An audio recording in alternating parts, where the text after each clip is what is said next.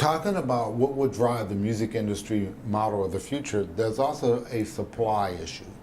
A supply issue meaning how the record labels and artists make their music available to consumers, to music listeners. At the moment, among the larger companies, we're actually in a relatively constrained situation because there are only three major labels in the world now. There's Universal Music, there's Sony Music, and there's Warner. They dictate the terms globally. And they have actually created a cornucopia of models that they're using to try to maximize what they call their profits and make a good business.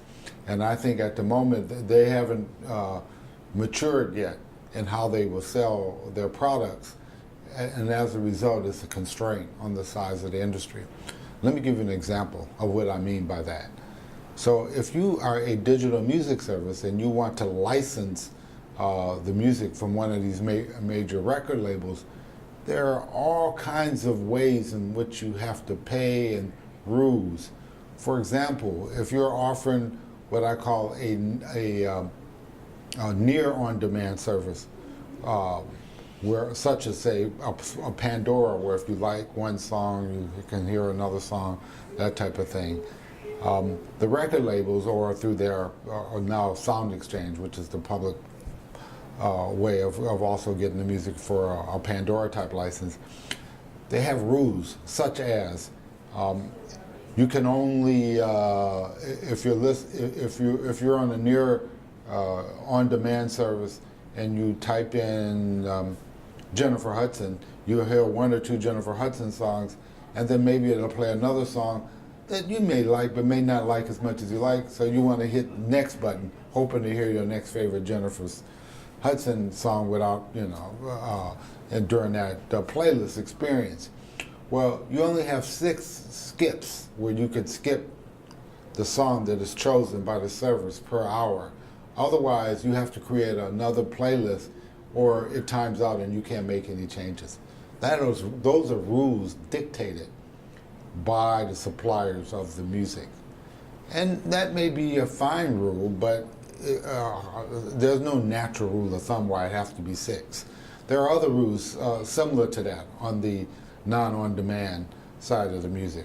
On the on-demand side of the music, because of fears of piracy and the fact that you can listen to any music you want at any time, there are rules that they set relative to if a song is played, the music service has to make sure that they have to really constrain how easy it is to get this song again, so people aren't downloading it and getting it for free.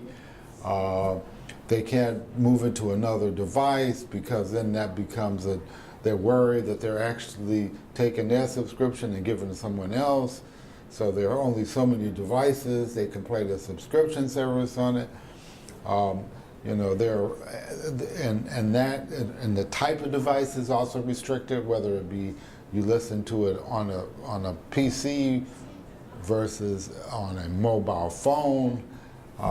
So the rules are so restrictive or defined that it actually affects the ability of a service to create a complete experience or be creative about how they will package and sell their music and build services around these new digital paradigms. So there's a huge supply side that has to be solved at the same time, most of which I believe could be done a lot better even today and accelerate the growth of this industry.